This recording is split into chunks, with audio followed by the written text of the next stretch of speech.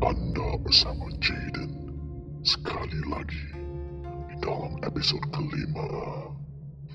Pada malam ini, dua cerita yang berlaku di bahagian utara Singapura akan dikemukakan. Sudahkah anda sedia? Kunci pintu anda, matikan lampu, dan marilah menyelami dunia misteri.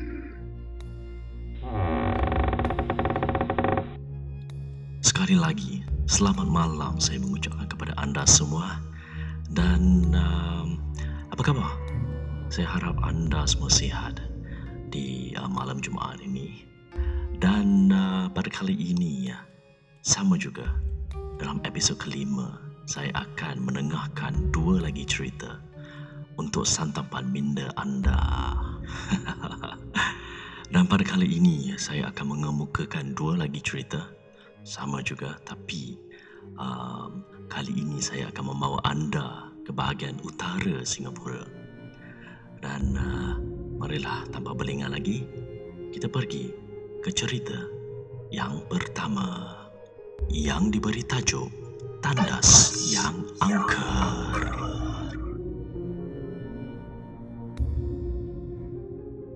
Cerita yang pertama ini berlaku kepada saya semasa itu saya bekerja di salah satu checkpoint yang berada di bahagian utara Singapura.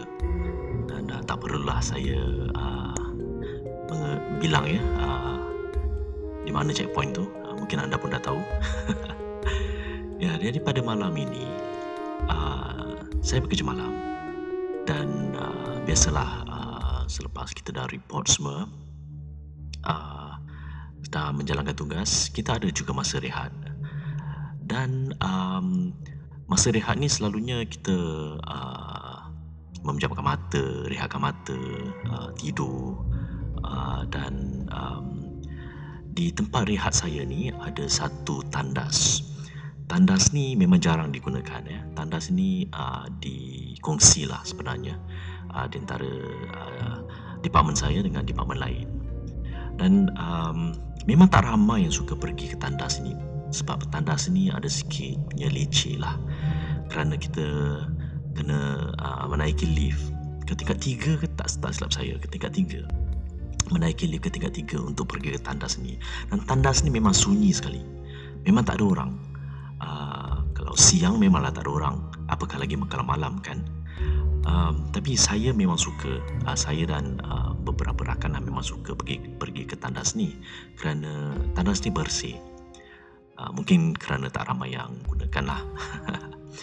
Jadi pada malam ini, pada satu malam ni, saya bekerja, saya rasa saya nak pergi ke tandas lah untuk membuang hajat lah, ya. Jadi saya pun turun daripada bilik rehat saya, menaiki lift, turun, nak kena jalan sikit, dan juga menaiki lift ke tingkat 3. Dan saya pun tunggu lift, dan bila lift sampai, saya masuk lift dan terus naik ke tingkat 3. Apabila pintu lift ni terbuka, saya pun keluarlah jalan menuju ke tandas yang dikatakan angker ni lah. Memang sunyi sangat pada malam tu. Saya rasa pada malam-malam biasa pun sama sunyi lah, tapi malam itu rasa pelik sikit. Saya tidak tahu macam mana nak beri gambaran lah, tapi macam rasa dia macam pelik sikit. Tapi dah terlanjur saya di situ kan, saya teruslah pergi ke tandas untuk membuang hajat. Di dalam tandas ni ada dua kubikel lah. Jadi saya pun masuk ke kubikel yang sebelah kiri saya, dan melepaskan hajat saya.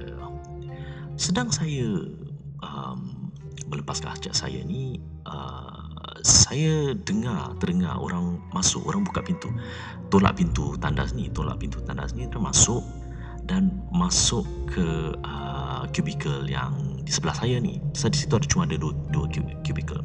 Jadi masuk ke sebelah kubikel di sebelah saya ni. Saya pun tak fikir banyak lah. Mungkin departmen lain tu bekerja dia adalah datang kan, pasal mereka punya bilik locker pun berada di situ. Jadi ya, saya tak kisahlah. Saya pun lepaskan hajat saya dan beberapa minit saya pun bersihkan diri dan terus keluar daripada tandas, daripada kubikel saya itulah. Saya pun pergi ke sinki air untuk mencuci tangan. Sedang saya mencuci tangan ni, saya rasa tadi ada orang masuk kat kubikel sebelah. Tapi apa tak ada bunyi lepas tu, macam terus senyap. Saya pun terfikir gitu. Saya pun cuci tangan. Lepas cuci tangan, saya pun perlahan-lahan, dengan perlahan lah pergi ke kubikel sebelah ni. Saya pergi ke kubikel sebelah ni, saya tengok dia, kalau kita masuk ke kubikel ni, kalau kita kunci daripada dalam tempat kunci tu akan berada tanda merah. Dan ini untuk memberitahulah kita bahawa di dalam kubikel tu ada orang. Jadi saya pun pergi, saya tengok kenapa pintu kubikel ni tak terkunci, padahal tadi ada orang masuk. Saya dengar orang masuk ke kubikel yang sebelah saya ni. Jadi saya pun tolak pelan-pelan, saya tolak. Bila saya tolak, di dalam tandas tu, dalam kubikel tu tak ada orang. Jadi saya pun macam terpinga-pinga lah. Tadi saya dengar orang masuk. Saya dengar orang berjalan masuk ke kubikel yang di sebelah.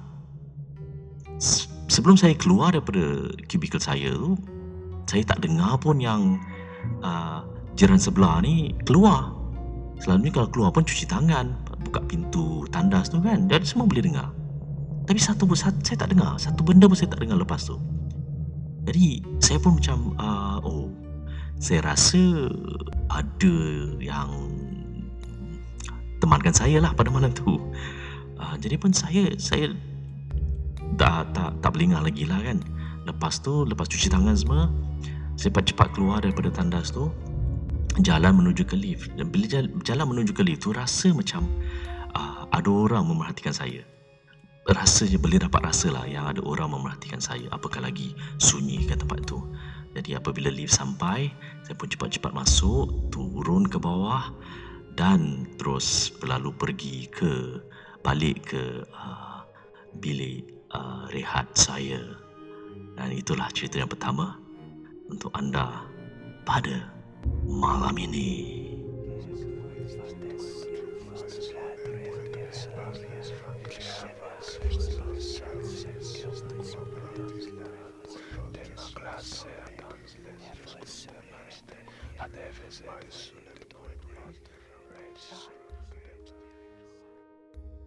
Dan itulah cerita pertama daripada saya pada malam ini. Seram tak seram terpulang. Pada saya memang seram lah, sebab saya yang kena kan. Jadi untuk cerita yang kedua ni, terjadi di tempat yang sama. Bukan tempat sama lah, di bangunan yang sama. Tapi kali ini berlaku di dalam bilik rehat saya sendiri. Jom kita menuju ke cerita yang kedua ya. Untuk cerita yang kedua ni berlaku sama juga. Masa itu saya bekerja waktu malam. Dan selalunya waktu malam ni seperti yang saya katakan tadi, kita diberi masa untuk berehat. Dan terpulanglah kepada kita punya team leader pukul berapa mereka akan memberilah kepada kita waktu rehat. Jadi pada malam tu tak silap saya, waktu rehat saya bermula pada pukul 2 pagi. Jadi sebelum tu kan, sebelum pukul 2 tu saya bekerja lah. Lepas bekerja tu setibanya pukul 2 saya terus pergi menuju ke bilik rehat kita lah. Dan bilik rehat kita ni daripada tempat saya bekerja ni nak kena jalan mungkin dalam 5 minit. Jadi saya berjalan 5 minit, saya terus menunggu lift naik ke bilik rehat saya. Dan di bilik rehat ni memang tak ramai yang suka tidur di bilik rehat ni, kerana bilik rehat ni pun adalah cerita-cerita yang seram.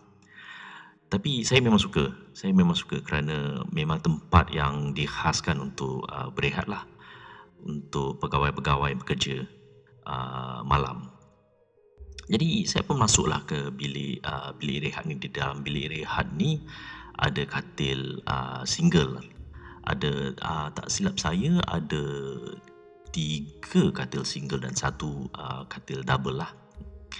Jadi saya suka tidur di katil yang single ni. Katil single ni dekat dengan tembok. Jadi saya pun baring dan bermain handphone. Saya bermain handphone ni rasa pun macam mata pun dah kelat sikit lah. Mata dah berat lah kan. Jadi terus saya pun tidur. Serang saya tidur ni rasa macam tak boleh tidur jugalah. Tak tahu kenapa pada malam tu rasa tak boleh tidur. Rasa seperti ada benda yang tak kena kat dalam bilik rehat ni. Pada masa tu saya seorang je di dalam bilik rehat ni. Saya rasa kawan saya yang lain semua tidur di dalam office di bawah.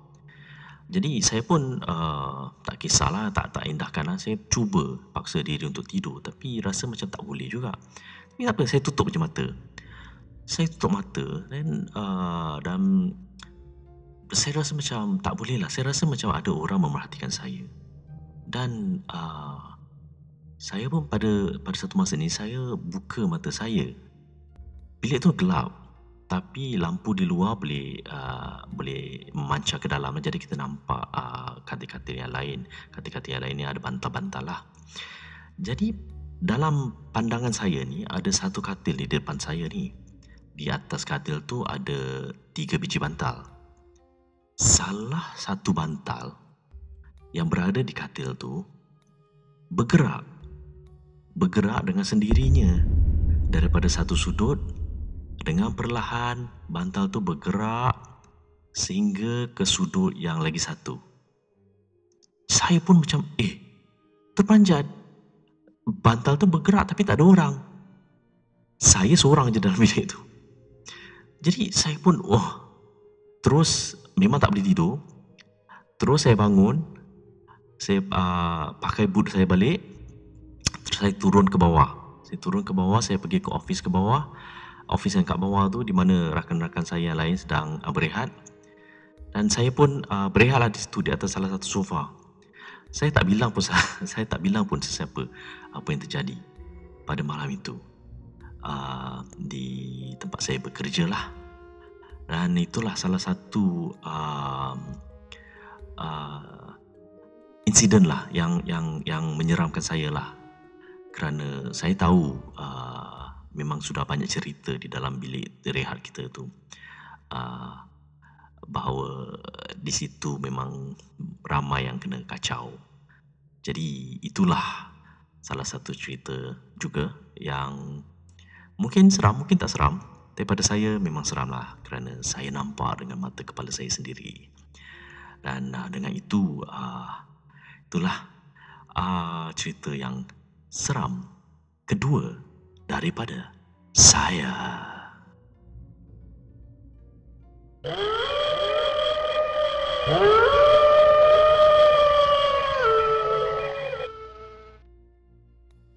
Dan itulah 2 cerita daripada Jaden. Cerita yang seram untuk anda pada malam ini. Saya harap anda akan bersama beliau pada minggu hadapan untuk episod yang ke-6.